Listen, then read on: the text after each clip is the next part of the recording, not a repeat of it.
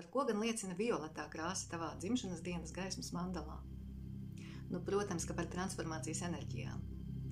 Ja tavā dzimšanas dienas gaismas mandalā ir daudz violetās krāsas, tev piemīt aktiera dotumi, psihologa īpašības, varbūt tu esi labs manipulators. Jā, par to visu liecina augšām celtā skolotāja Saint-Germain klātbūtne. Tieši viņš bija tas, kurš vēsturiski spēja iemiesoties daudz dažādos tēlos, daudz dažādos varoņos.